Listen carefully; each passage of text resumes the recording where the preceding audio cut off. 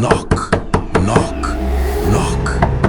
The sound came at midnight in Oguta village. It was not the knock of a neighbor asking for fire. It was not the knock of a hunter returning late from the forest. No, this knock was slow, heavy, and full of fear. Inside a small hut, a 12-year-old boy named Obinna woke up from his sleep. He sat up quickly on his raffia mat, his eyes wide like a trapped goat. His chest beat like a drum. He knew that knock. Every child knew it. Every elder feared it. That was the knock of death. Then came the voice, cold, hollow, empty. Obinna, it is time. The boy froze. His mother was already buried 2 planting seasons ago. His father was blind and too weak to work the farm. If death took him now, their family line would end like a broken calabash. Obinna's lips trembled, but his mind was sharp. He thought to himself, if I die, my father will die too. No one will remain. I cannot go. The knocking stopped. For a moment, the room was silent. Obinna prayed it was a dream. But then the door of the mud hut opened by itself. Creak. A cold wind rushed in and killed the flame of the clay lump. Darkness swallowed the room. Obinna's teeth shook, but he forced his face into a smile. He stood and bowed low. Welcome, Great One. I have been waiting for you. Shadows filled the hut. Death entered. He was tall, taller than any man in Obuta. His body was wrapped in black cloth that moved like smoke. His face was nothing but a skull. His eye sockets burned red fire. His hands were bones, long and sharp like a spear. The smell of the grave followed him. Death stopped walking. He was surprised. No one had ever welcomed him before. Most people cried, some begged, some even tried to run. But this boy, he bowed. You are not afraid, Death asked, his voice like wind blowing over dry bones. Obinna's knees shook, but he kept his head down. My heart is strong. I knew you would come tonight. Death tilted his head. The fire in his eyes burned brighter. Strange boy, he said. Obinna's mind raced. If I show fear, he will take me.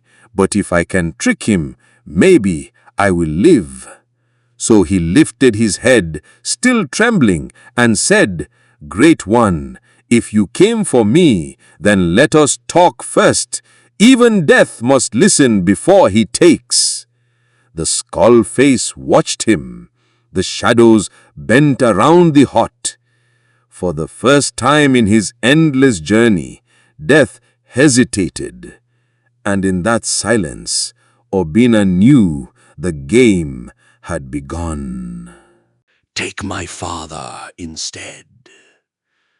The words burst out of Obinna's mouth before he could stop them. His own voice shook the small hut. Death stood tall, his shadow filling the room like smoke from a burning forest. The skull turned slowly. The red fire in his eyes burned brighter. You offer your father in your place? Obinna swallowed hard. His legs felt weak, but he kept speaking. Yes, Great One. Look at me. I am only a boy. My body is small. My bones are thin. But my father, he is old. His eyes are gone. His bones are tired. Take him. Leave me. Death laughed. The sound was terrible, like stones grinding together in a dry mortar. I do not trade, boy. I do not beg. I take who I want. Obinna's heart dropped, but he remembered the words his grandmother once spoke by the fireside. Death is proud. Death likes respect. Trick his pride, and he will listen. So he bent his head low to the ground and spoke with a soft voice. Then, Great One, allow me to honor you before you take me. A visitor must be welcomed, even if that visitor is death. Sit, rest, drink palm wine sweeter than honey.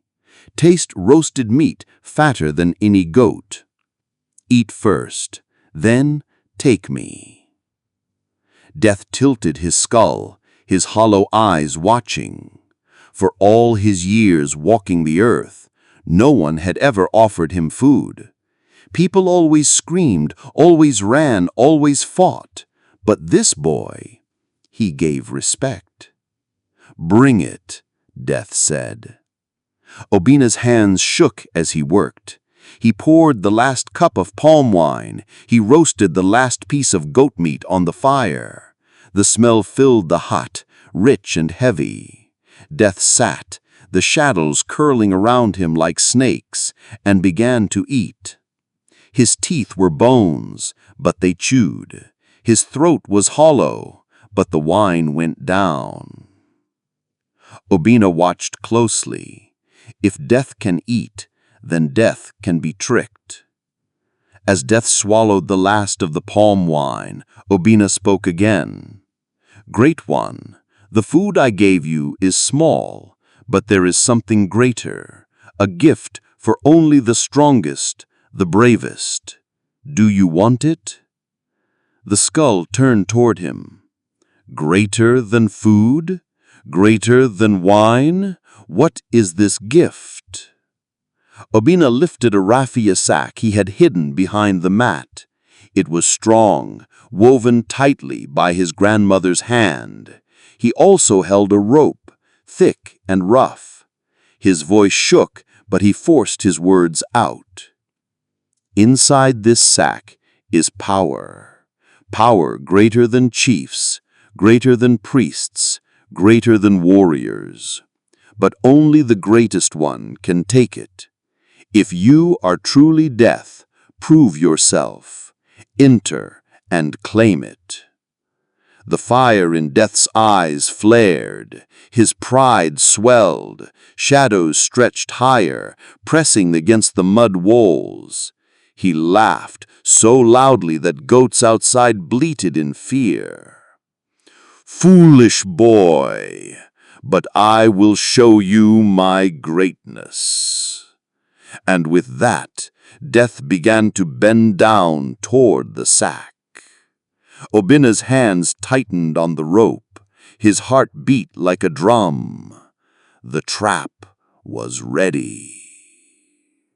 Obinna has trapped Death, but the voice inside that sack still whispers. The true price of his victory is yet to come. If you don't want to miss what happens next, hit subscribe now. Turn on the bell and join us for episode 2. The story has only just begun.